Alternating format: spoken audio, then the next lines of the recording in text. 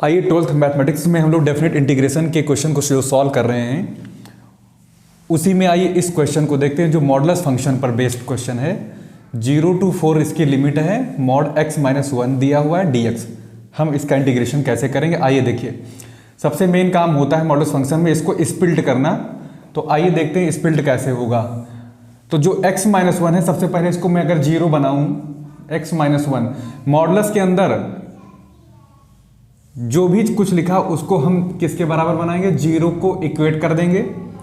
तो क्या आ जाएगा, x की वैल्यू आ जाएगी 1, यानी 1 पे 1 रखो यहाँ पे, तो 1 - 1 0 बन रहा है, तो 1 ही इसका क्रिटिकल पॉइंट हो जाएगा। ठीक है, बाकी लोअर लिमिट कितनी है 0, तो पीछे लिखो। और 4 क्या है, 1 से बड़ा है, तो 4 को यहाँ लिखो। तो काम यही करना है कि पहले इसको 0 बनाओ और ये पॉइंट निकालो x के कौन कौन सी वैल्यू पर ये फंक्शन क्या हो जाएगा, 0 बन जाएगा।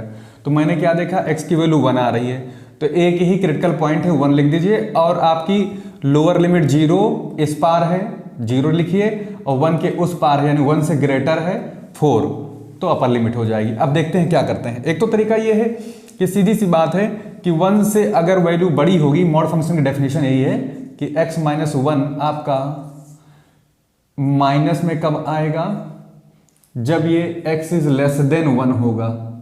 x इज लेस देन 1 यानी 1 के पहले आपका क्या आएगा, निगेटिव आएगा। ठीक है, तो 1 के पहले निगेटिव हो गया, यानी ये पूरा, यानी मॉड x - 1 आपका बन जाएगा क्या, ये बनेगा जब आप x की वैल्यू 1 से छोटा लेते हो।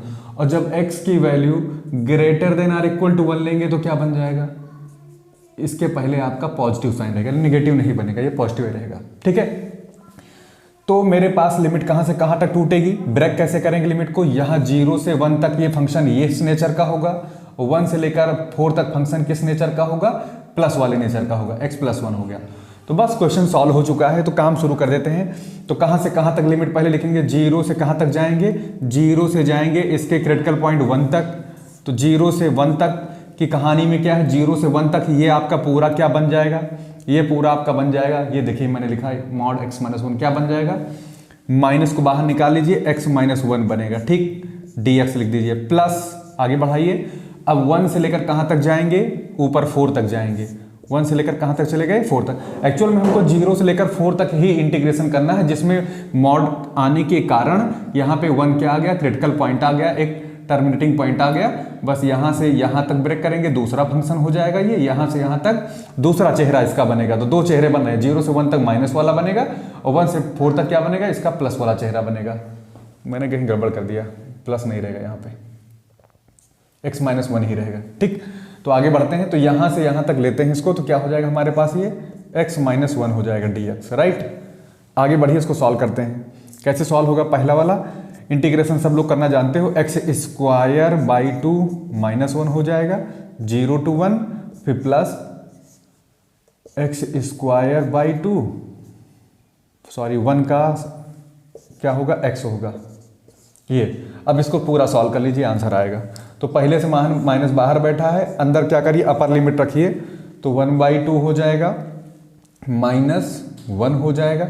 जहां जहां x दिख रहा है वहां वहां 1 रखा गया है, तो 1 का स्क्वायर / 2 -1, एक ब्रैकेट में फिर माइनस लगा के अंदर, फिर अब 0 खाइए, तो 0 रखेंगे तो 0 - 0 हो जाएगा। ठीक है, ब्रैकेट को बंद कर दीजिए। अब आइए इसमें देखिए, आपको 1 से लेकर 4 तक लिमिट डालनी है। ठीक है, तो 4 पे अगर काम करेंगे भाई हम, तो कितना आएगा हमारा, 4 चौक 16/2 हो जाएगा। अंदर करते हैं तो 16/2 हो जाएगा, और -4 हो जाएगा, फिर माइनस लगाइए, अपन लोअर लिमिट रखिए 1 रखेंगे, तो 1/2 आएगा, -1 आएगा, ब्रैकेट क्लोज हो जाएगा, माइनस बाहर बैठा ही रखिए, ये हो जाएगा 1/2 में से 1 कम हो जाएगा, तो माइनस का हाफ आएगा।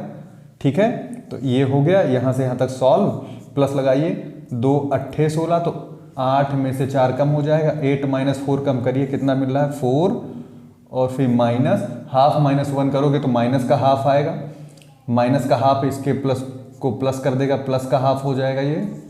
जरा इसको और सॉल्व करिए, तो माइनस माइनस क्या हो गया, प्लस हो गया, तो 1/2 ये हो गया, 4 ये हो गया, 1/2 ये हो गया, तो 1/2 क्या हो जाएगा, 1 हो जाएगा। और आंसर कितना आ जाएगा 4। याद रखना 1/2 और 1/2 क्या हो जाएगा 1 और ये 4, तो आंसर कितना आएगा 5। तो इंटीग्रेशन की वैल्यू क्या आएगी 5 आएगी। ठीक है, तो इसमें यही चीज़ आपको ध्यान देना है कि जो भी इसके अंदर चाहे लीनियर फंक्शन है तो अच्छी बात है कि आप इसकी वैल्यू निकालिए, जीरोथ निकाल लीजिए। जीरोथ इसके बीच में एक टर्मिनेटिंग पॉइंट होगा, जैसे यहाँ पे 1 आया है तो यहाँ से यहाँ तक की लिमिट में हम देखेंगे फंक्शन आपका नेगेटिव हो जाएगा। 1 से लेकर 4 तक फंक्शन क्या हो जाएगा पॉजिटिव। तो 2 इंटीग्रेशन आएंगे, 0 से 1 तक ये और 1 से लेकर 4 तक इस फंक्शन का इंटीग्रेशन करेंगे और फिर लिमिट को इस हिसाब से डिसाइड करेंगे, फिर इस तरह से क्वेश्चन का आंसर निकालेंगे।